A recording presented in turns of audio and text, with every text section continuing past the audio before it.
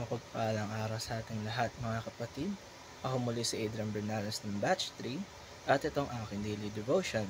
At ngayong araw ay pag-uusapan natin ay kung ano ang pinagkapareho ng demonyo at Kristiyano. At ang Bible verse natin ngayong araw ay James chapter 2 verse 14 to 26. Ngayong araw na pag-uusapan natin ang konsepto ng faith and practice. Kapag naririnig natin ang salitang faith, madalas naisip natin ay yung mga paniniwala lamang, yung pagtanggap natin sa Diyos. Ang totoong siya at sapat na yun. Pero sabi nga sa James chapter 2 verse 17, even so faith, if it hath not works, is dead, being alone. Ibig sabihin, kung ang pananampalataya ay puro salita lamang at walang gawa, walang ebidensya sa buhay natin, wala rin ang pananampalataya natin iyon. Hindi sapat na alam lang natin, dapat ay namumuhay tayo ayon dito is sila sa buhay din natin, si Jesucristo. At para sa unang teaching natin ngayong araw ay unang-una, faith gives direction. Ang totoong pananampalataya ay parang compass, binibigyan ka ng direksyon. Kapag nanampalataya ka sa Diyos, pinapakita niya kung saan ka dapat pumunta, kung paano ka dapat mamuhay, pero hindi siya natatapos doon lamang. Hindi sapat na may direksyon ka lang kung hindi ka naman naglalakad.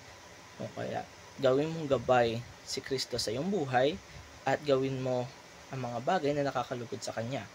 Kalawa ay obedience is walking in that direction. Ito ang madalas na kulang sa obedience. Marami sa atin ang may kaalaman, may aral, may naririnig na salita ng Diyos tuwing Sunday service or mismo sa ating daily devotion. Pero walang hakbang o hindi isinasabuhay ang salita ng Diyos. Kaya kahit Kristiyano ka, kung wala kang obedience, para ka na rin demonyo nun. At ikatatlo ay faith and obedience are two sides of the same coin. Ang faith and obedience ay hindi hiwalay. Hindi mo pwedeng sabihin na mayroon kang faith o pananampalataya pero walang pagsunod o obedience. Hindi rin pwede ang obedience lamang para malapit sa Diyos. Kailangan may tamang pananampalataya. Katulad sila ng dalawang side ng coin, iisa lang pero magkaibang aspeto. At kapag isa lang ang meron ka, kulang pa rin iyon. Kaya ngayon, anong pinagkapareho ng demonyo at Kristiyano? Simpleng sagot lamang. Parehas silang naniniwala na may Diyos. Kagaya ng sinasabi sa James chapter 2 verse 19, thou believest that there is one God, thou doesn't well. The devils also believe and tremble. Naniniwala rin ng mga demonyo, pero anong pinakaibahan nila sa atin? Hindi sila sumusunod. Hindi sila nagbabago, hindi sila nagmamahal. Kaya kung ang pananampalataya natin ay hanggang utak lamang, hanggang salita lamang at wala tayong action, para na rin tayong demonyo na naniniwala pero hindi sumusunod sa ating Panginoon.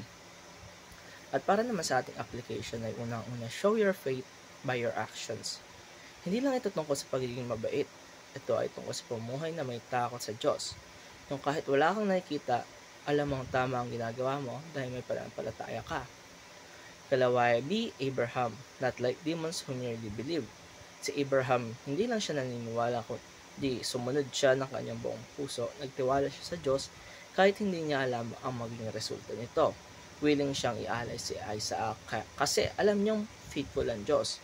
Ganun din dapat tayo, hindi lang knowledge kundi may action. Ikatatlo ay complete your faith by being kind and loving. Paano natin masasabing iba ang ating pananampalataya kung hindi ito nararamdaman ng mga taong nakapaligid sa iyo? Ang tunay na pananampalataya ay may bunga at isa sa mga pinakamalaking bunga nito ay ang pag-ibig.